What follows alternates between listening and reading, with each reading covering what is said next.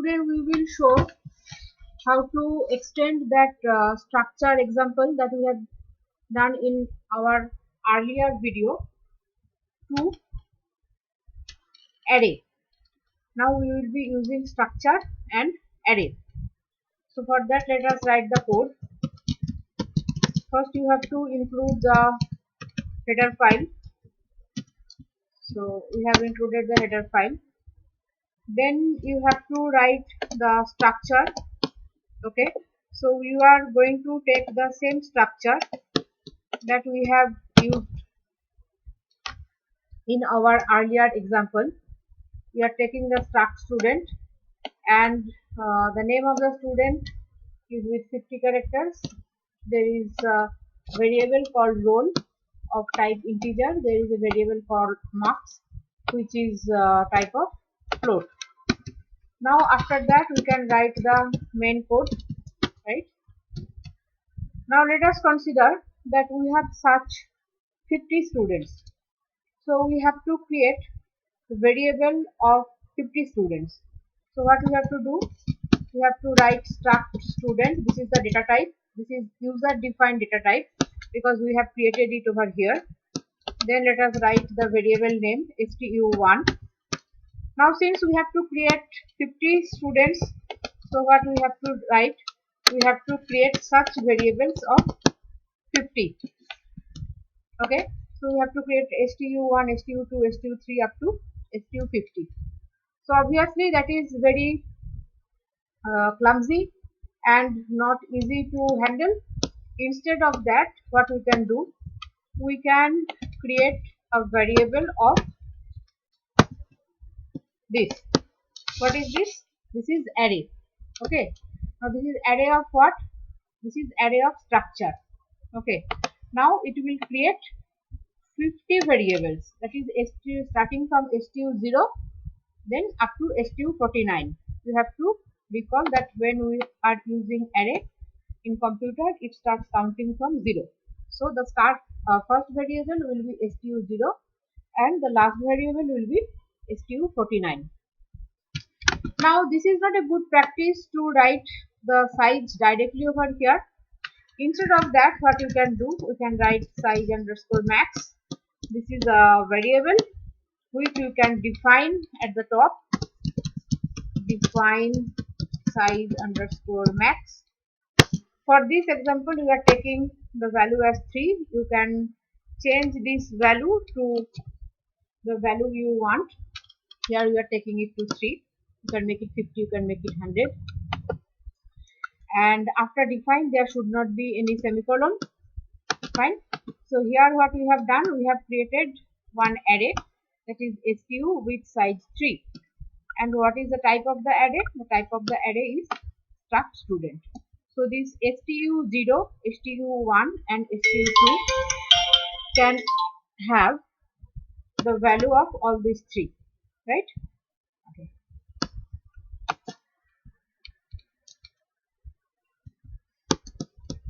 Meaning what? You are creating stu0,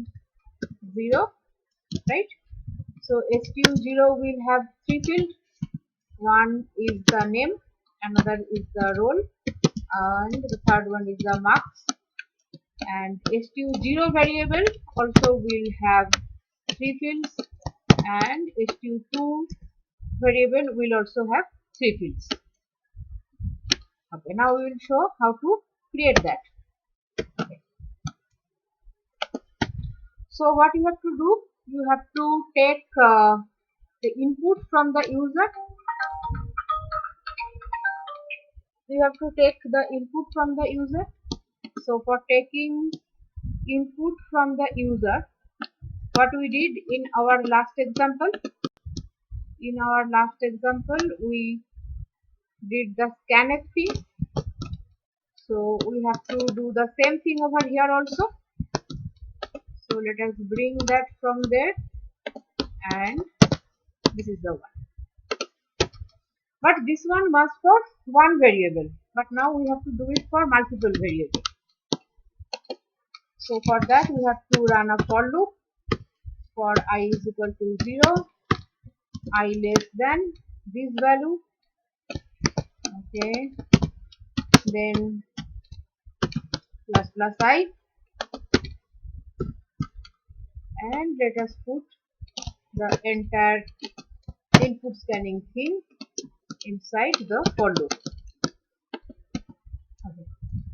Now what we have to do, we have to first take the username and we have to save it at which place?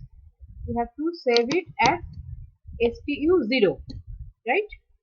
So it has to be stui. Now why I have written I instead of 0? Because when the for loop is running at the very beginning, the value of I is 0, right? So let us do this thing for all the 3 variables. Okay, fine. Now what it will do? It will run this code for 3 times, and first it will store the value to stu0 for name, for role and for marks. Then it will do the same thing but for stu1 variable, right? And after that on the third leaf it will do for stu2 variable. I can have 3 values, 0, 1 and 2. Fine. Now what we have to do? We have to print the result, right? Now for printing the result, what we did in our last example, it was this. But again, for this we have to do it for multiple times. So we are copying the for loop here again. Okay. And we are bringing this part of the code inside the for loop. Okay. Again, we have to run it for the variables stu0, stu1 and stu2. So what we have to write, stui here, then stui over here too, then here also stui, right? So it's completed. Fine. Now let's run this code. We can run this code by going to build and clicking on build and run. Okay, so we click on build and run. So there was one I missing. So I did it. Click it again. Build. Okay. So it says the I is not defined. So we have to define the I over here. So what we have to write in I. Then again we are going to build and clicking build and run. It says there is a typo. It should be stu. Again build and run. And finally the code is running. Okay. So what it is asking? It is asking to enter the name. We put A, role is 1 and let the marks be 70.23. Then it is asking again because it will run 3 times. So we are putting one more name D, role is 2 and the marks is, say, we are putting 90. Then again it is asking for the third student. So we are putting it as Y, or you can put it any name. You can put it E, role is 3 and the marks is, let us consider that 75.4. Now it should not ask any more question because I have already uploaded or entered 3 students data, right? Now it is displaying the information. So let's see what it is displaying. It is displaying the information. So first it shows the name is A, role is 1 and marks is 70.23. So what is the marks we entered? It was 70.2323.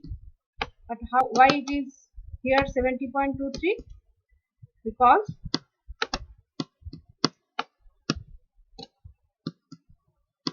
in the code we had used 0.2f. So after decimal it will have only two places. So 70.2323 got translated to only 70.23. Okay. Now let us see the next value. So it is the second student's data. Name is D, roll is 2 and marks is 90.00. We had entered 90, that has been changed to 90.00 because it has to show up to 2 decimal points. Then finally the third student data, that is the name is E, roll is 3 and marks is 75.40. So when you need multiple variables for structure, you can easily think of using array. Array can be easily used with structure like it was used with any other data type. Finally, thank you to all and please subscribe to this channel to get this kind of more and more video. Thank you.